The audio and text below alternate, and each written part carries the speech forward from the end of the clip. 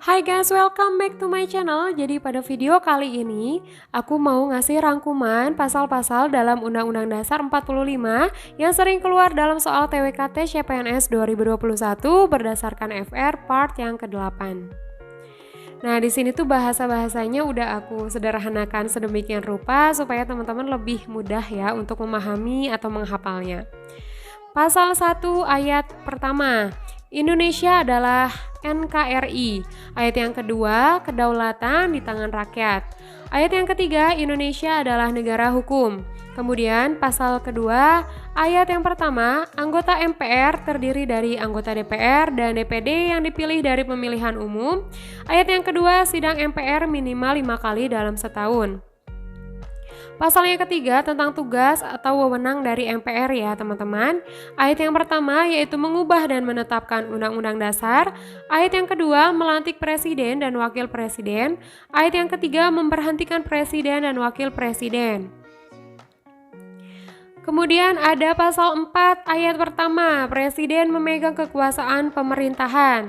Pasal ke-14 juga katanya ini masuk dalam FR ya teman-teman. Ayat yang pertama, presiden memberi gerasi dan rehabilitasi dengan pertimbangan Mahkamah Agung. Ayat yang kedua, presiden memberi amnesti dan abolisi dengan pertimbangan DPR.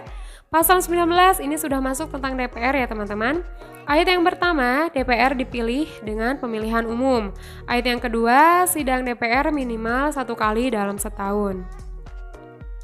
Pasal yang ke-20 masih tentang DPR. Ayat yang pertama, DPR memegang kekuasaan untuk membentuk undang-undang. Ayat yang kedua, rancangan undang-undang dibahas oleh DPR dan Presiden untuk disetujui bersama.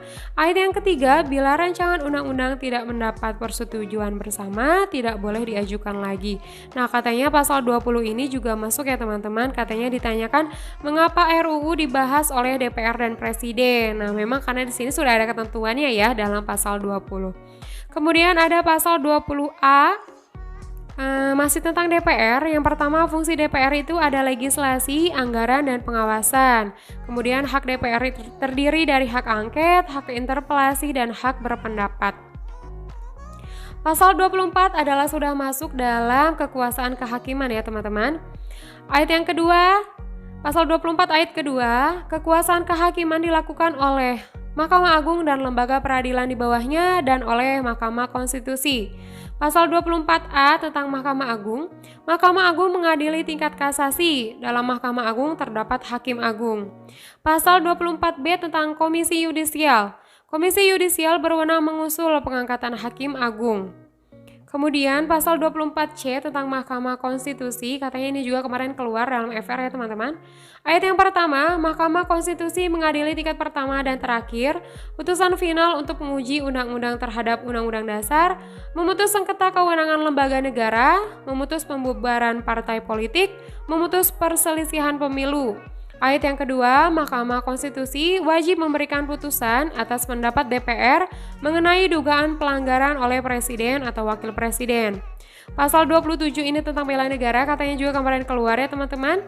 Ayat yang ketiga tentang bela negara ya, setiap warga negara berhak dan wajib ikut serta dalam upaya bela negara.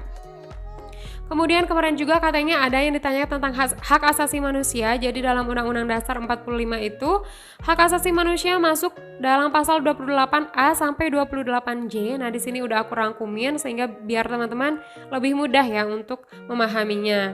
Pasal 28A ini hak untuk hidup, pasal 28B hak untuk berkeluarga dan melanjutkan keturunan, pasal 28C hak untuk mengembangkan diri, pasal 28D hak untuk memperoleh keadilan, pasal 28E hak memperoleh kebebasan beragama, pasal 28F hak berkomunikasi dan memperoleh informasi, pasal 28G hak atas kebebasan pribadi, pasal 28H hak untuk hidup sejahtera lahir dan batin, pasal 28I merupakan hak asasi manusia yang tidak dapat dikurangi dalam keadaan apapun, yaitu ada hak untuk hidup, hak untuk tidak disiksa, hak kemerdekaan pikiran dan hati nurani, hak beragama, hak untuk tidak diperbudak, hak untuk diakui sebagai pribadi di depan hukum, di hadapan hukum, dan hak untuk tidak dituntut atas dasar hukum yang berlaku surut.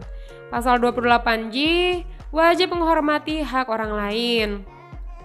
Kemudian juga yang keluar katanya pasal 30 ya teman-teman. Ini juga masih tentang bela negara, yaitu ayat yang pertama bunyinya warga negara berhak dan wajib ikut serta dalam pertahanan dan keamanan negara. Nah, sekian rangkuman pasal-pasal Undang-Undang Dasar 1945 yang sering keluar dalam soal CPNS TWK ya teman-teman. Mudah-mudahan bermanfaat. Bye-bye.